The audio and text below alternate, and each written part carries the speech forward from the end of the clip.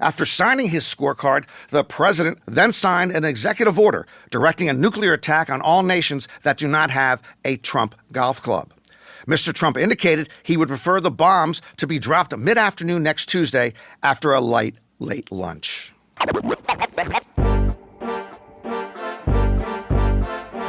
Norman Chad. Norman Chad. Welcome to Gambling Mad with Norman Chad. I am Norman Chad. Coming up on the program today, I am ranting about UFC. I am gloating about Warren Buffett. And I am blocked again on X by another Trump White Houser. Gambling Mad, as always, brought to you by Fritos, picked fresh off of Central California trees each morning, delivered directly to your local retailer each afternoon. And by the refreshing taste of Fresca. Fritos and Fresca.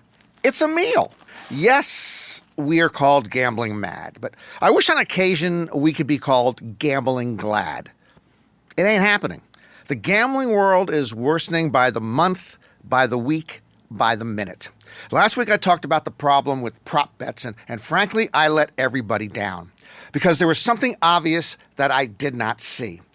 Prop bets can involve a particular player, and say in basketball, how many points, rebounds, or assists that player gets in a game. Certain states with legalized sports betting are banning prop bets on college athletes. That, I told you, makes sense. College athletes, younger, less financially stable than pro athletes, are more vulnerable, more susceptible to being approached to do the wrong thing. But here is where I had tunnel vision. Prop bets involving pro athletes, they're also ripe for nefarious activity. Which brings us to the NBA's Jontay Porter, who we'll get back to momentarily. Traditionally, if you're going to fix a game in team sports, you might need the cooperation of several participants.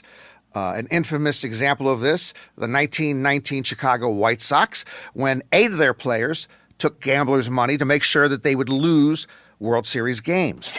Now, you can try to fix results sometimes with just one key player, a starting pitcher in baseball, the quarterback in football, but that's no guarantee of success. The starting pitcher might be replaced before giving up too many runs. The quarterback might throw interceptions intentionally, but on that day, his team's defense plays very, very well. This brings us to the beauty of the prop bet. The result of the game is meaningless. What is meaningful is simply the statistical performance of a single player. Let's go to the NBA now and the story of 24-year-old Toronto Raptors backup center Jontay Porter, as related in a terrific article by the Washington Post's Albert Samaha. Porter had accumulated a large gambling debt. He then became entangled with several gamblers with a paper trail showing that he was providing inside information to them on his performance before games. And this is where prop bets and parlay bets collided, offering these gamblers and Ponte and Porter a chance for a big payday. Parlays are multiple bets on one ticket, 2 bets, 3 bets, 4 bets, etc., with the payoff growing as the total number of wagers on your ticket increase. You have to be right on all of the wagers for the ticket to cash. So this is what happened according to the U.S. Attorney's Office investigation. Last NBA season, Porter, on more than one occasion, would indicate to the gambling syndicate that he was going to fall ill during the game. So let's take one March 2024 night. The gamblers wagered a multi-leg ticket that Porter would score fewer than 7.5 points. He would get fewer than 5.5 rebounds and accumulate no assists, no steals, no blocks, no three-pointers. They risked $109,900 for the opportunity to win $1.3 million if all those propositions came in. So in this game, Porter came in to the game 2 minutes, 43 seconds left in the first quarter. He got a couple of rebounds and he missed a jump shot. At the end of the quarter, Porter then told his Raptors coaches that he was feeling ill. He did not play again, so all those totals I mentioned earlier, they came in correctly, all came in under for that parlay bet to pay more than $1 million. According to court records, this activity repeated itself. Another time, in Telegram chat, Porter told the group he would pull himself after a 2 or 3 minute stint, and he wrote, "Hit the unders for the big number." At halftime, he messaged the group that he would complain about an eye injury, and again, he sat out the rest of the game.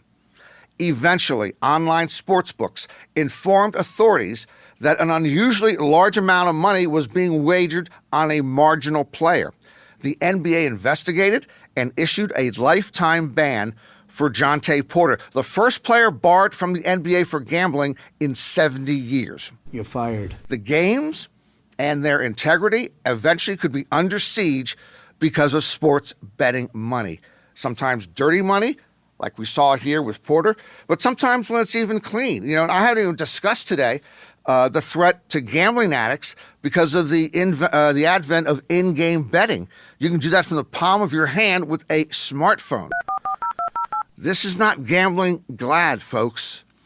This is more and more gambling mad. Well, it is time for us to gamble. Yeah, I'm in therapy. I tell you the problems with gambling, and then I advise you on how to gamble. But never forget, when you bet along with us here at Gambling Mad, you lose less. Today, we're going to bless the city of Cleveland, Ohio, one of America's most cursed sports towns. The Cleveland Browns have not won an NFL title since 1964, and they have never even been to the Super Bowl. The Cleveland Cavaliers, in their 54-year history, have only one NBA title in 2016, courtesy of LeBron James. And the Cleveland Guardians have not won the World Series since 1948, when, of course, they were still the Cleveland Indians. So we are backing the Guardians this season, not to win it all. How stupid do I look? I could have sworn I heard somebody back there answer that question. How stupid do I look? No, I'm not betting on them to win it all. I am going to bet on the Guardians to win over 82 and a half games. They just have to finish a little over 500 for me to win the bet. The Guardians won 92 games last season and the AL Central title. But conventional wisdom says the Guardians have gotten worse, and the other good teams in their division, the Twins, the Royals, the Tigers, have gotten better, so Cleveland is due for a big fall.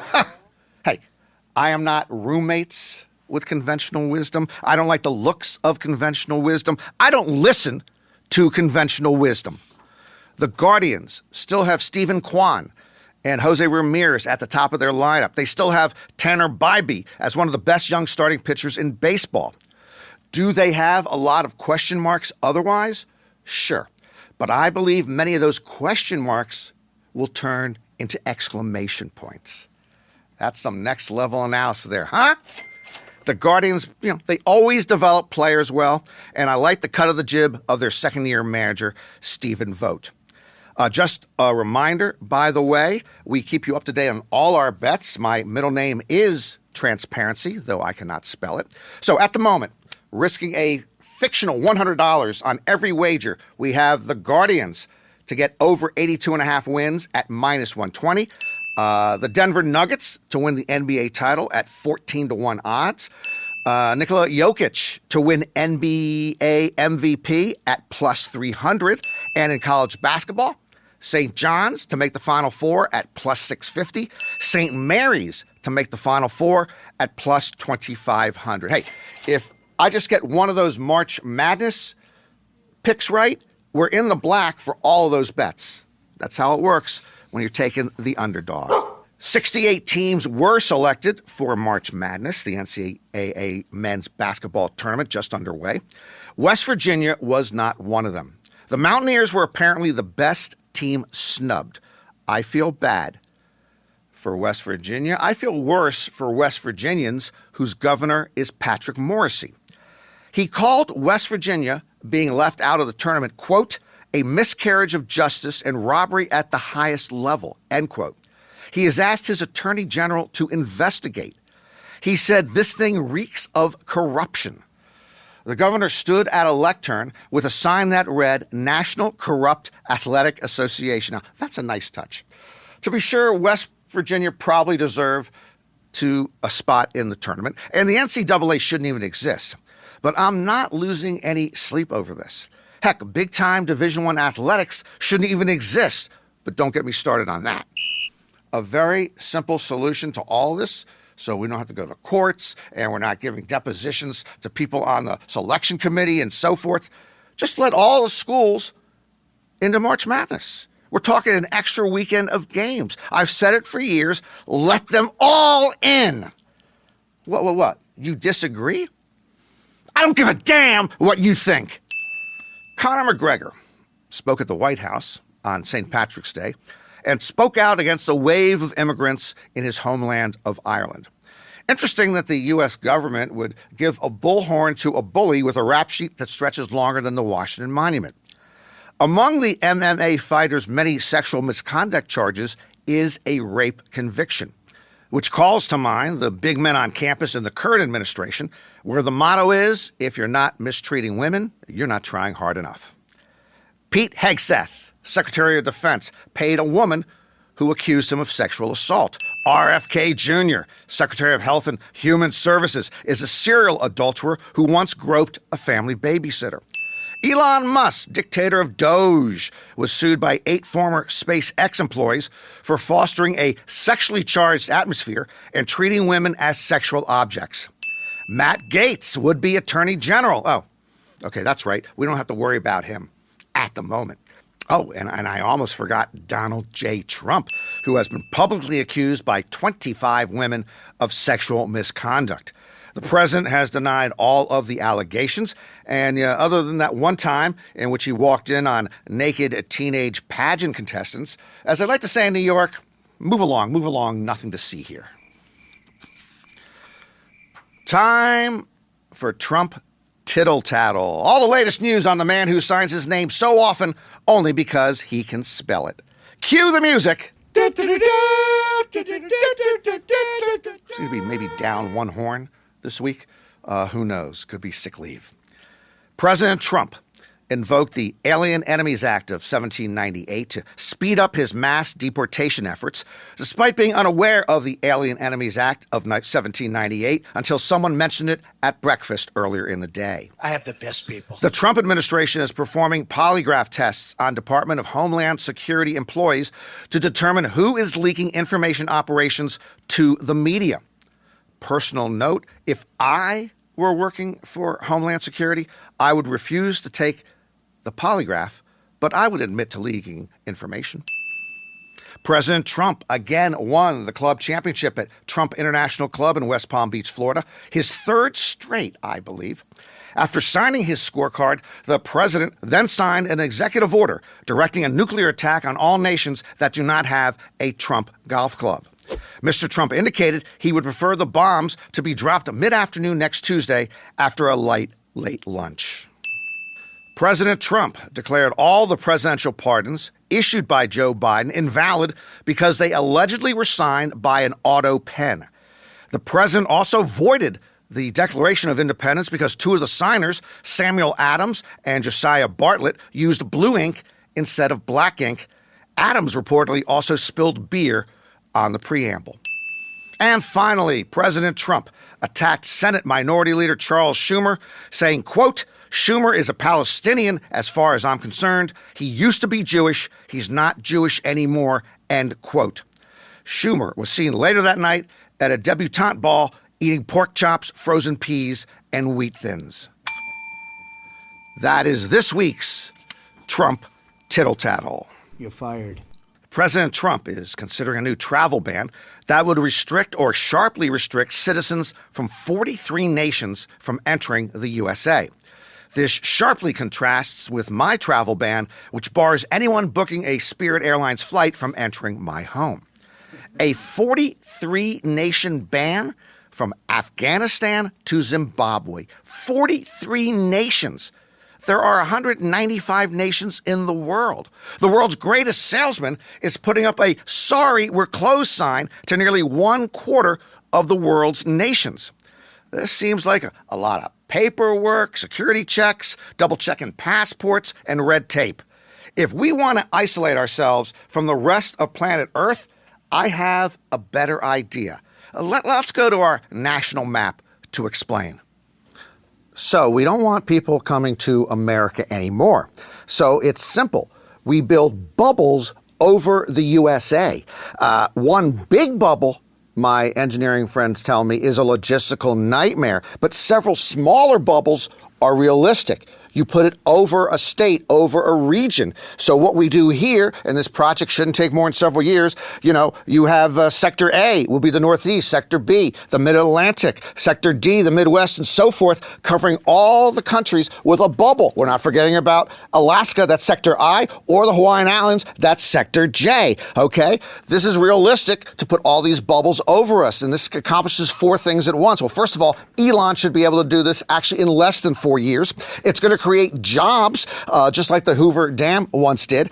It'll keep unwanted foreigners out of the United States. And of course, it will protect us from climate events. However, even with the bubbles, it is still projected to be 122 degrees in Phoenix for a month of Sundays for the rest of the century. Traffic and weather on the fives all weekend. Let's go back to the desk.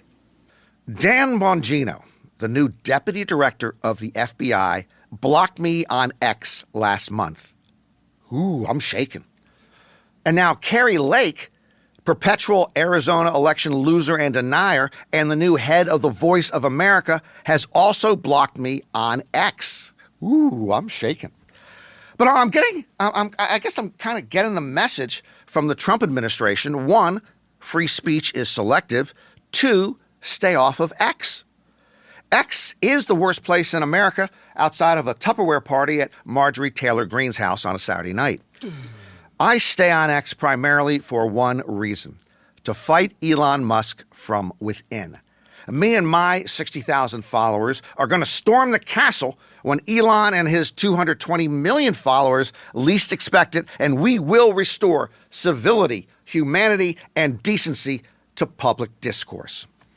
Oh, before I forget, if someone sees Kari Lake, because I cannot dialogue with her anymore, let her know that President Trump put her in charge of the Voice of America moments before dismantling the Voice of America.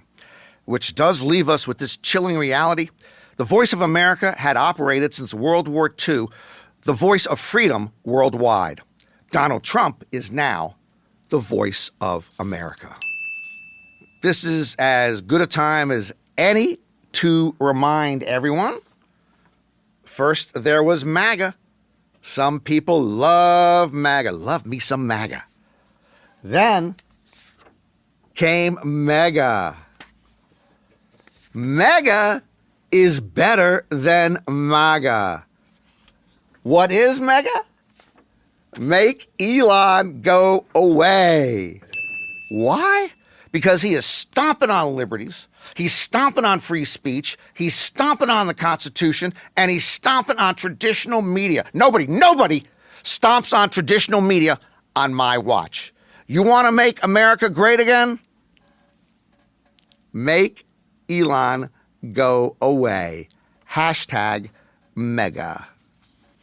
I want you to take a look at this woman over my shoulder. Her name is Kristi Noem. Is she the Secretary of Homeland Security? Or is she the star of the hit new CBS series NCIS Mall Cop? Every day she shows up on my internet feed in a different uniform, looking like she's about to rescue a cat out of a tree or arrest a drug lord. When does she actually work? She has photographed more than Sydney Sweeney's breasts. President Trump ordered all federal workers back to the office, yet this woman spends 4 hours a day in a naval surplus store shopping for military fatigues. Oh, and let's not forget Kristi, our Director of Homeland Security, once killed her dog because it wasn't working out. The Poker Hall of Fame is broken. I am speaking figuratively. It cannot be physically broken because there is no actual physical location for the Poker Hall of Fame. I would host the Poker Hall of Fame in my own house, but poker players tend to track a lot of dirt when they come into your home, and Tony would leave me sooner than she's planning to. Here are the problems with the Poker Hall of Fame. 1, it is too U.S.-centric. It doesn't acknowledge the growth of poker worldwide and the contributions of people outside of the United States. 2, there is a backlog of individuals who should be in the Hall of Fame, but only one person is inducted each year. 3, builders and contributors should be in a separate pool from players for consideration. Otherwise, they seldom get in. So how do we fix it? Okay, obviously, you got to allow more than one qualified person per year to be inducted. Other Hall of Fames routinely put in 2, 3, 4 people. Baseball can put in 2, 3, 4 people. Same with football. Also, right now, the minimum age to get into the Poker Hall is 40. Poker is different than most other games or sports. For a poker pro, age 40 is probably halfway into their career. They haven't even completely defined themselves yet. So I would increase the minimum age to 50, at the very least to 45. Also, who votes for the Poker Hall of Fame? Only the other Poker Hall of Famers. The poker world always marches to the beat of its own stupid drum, and this is no exception. I can think of no other sport in which the Hall of Famers are the ones who decide who joins them. It used to be a mix of Hall of Famers and poker media who voted. That was a better system, but I would take it out of the hands of the Poker Hall of Famers completely. They got built-in biases. They got friends and enemies. They have their cliques. They have no regard for the big picture. So it should be media and industry veterans voting for the Hall of Fame. I used to be a Hall of Fame voter before they changed it. I would compare poker players' resumes, the candidates' resumes, and I would talk to people in the industry to get some input, get some other opinions. Most Poker Hall of Famers are not doing any homework to inform their vote. They simply have opinions, and they treat those opinions as fact. Well, here is an opinion I will treat as fact. The late Thor Hansen and the late Miami John Cernuto both should have been in the Hall of Fame 5 or 10 years ago, among many others who've been overlooked by those in a rush to induct the next 40-year-old. You want to know how young 40 is? I wasn't even in the poker industry when I was 40. I spent my 20s and 30s chasing skirts, surfing the big waves, and enjoying a cool, refreshing Fresca. Before we wrap up, I'm going to say this one time and one time only. Of all the GOATs in my lifetime, no one is goatier than Warren Buffett. LeBron James has been NBA GOAT over a 22-year career. Tom Brady was NFL GOAT over 23 years. George Carlin was a stand-up comic GOAT for nearly 50 years. Warren Buffett has been the Oracle of Omaha, chairman of Berkshire Hathaway, beating the market for 55 years. He is 94 years old. I don't know a thing about Wall Street, but Buffett has been so good for so long. There's no evidence that he's ever engaged in insider trading, though he reportedly violated his company's ethics policies on a handful of occasions by personally trading the same stocks as the conglomerate. Last week, he was an investing wizard yet again. He had sold most of his Apple shares and built a massive cash pile. So when the stock market collapsed and most people got crushed, he was holding more than $300 billion in treasury bills. I'm not even sure what that means. I am sure that that's got to be better than my week. The grocery store was out of Farmer John's bacon, so I got a rain check to save $2.75 per package when they are back in stock. That will do it for another edition of Gambling Mad with Norm and Chad. Hope to see you again next time. And remember, if you're going to roll the dice, make sure they are loaded. I've never been a mixed martial arts fan. Then again, I've always been behind the pop culture curve. Jamba Juice sounded like a terrible idea to me. Texting seemed stupid.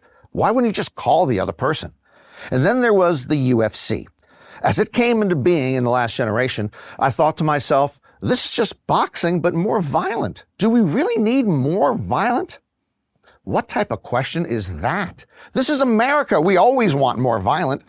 And while I appreciate the athletic art and skill involved in combining boxing, jiu-jitsu, karate, judo, wrestling, kickboxing, and various other brutal and savage barbarities, I'm not crazy about the spectacle of it. I'm not sure it's the healthiest anecdote for our society. So sure, label me the beta male I am, but yeah, I get squeamish watching one person render the other unconscious for the sake of our entertainment. Even worse, the next time I see a human-type individual reduced to a bloody, bloodshot, blood-stained, blood-letting, blood-soaked, blood-curdling, blood-splattered bloodbath, I will go gambling mad! Gambling Mad with Norman Chad is written by Norman Chad and ghost-written by Norman Chad. Executive producers are John Scheinberg and Rick Barrio-Dill. Produced by Norman Chad and Rick Barrio-Dill. Our associate producers are Bree Khoury and Asher Friedberg, and edited by Asher Friedberg with studio facilities at 360 Pod Studios, Beverly Hills.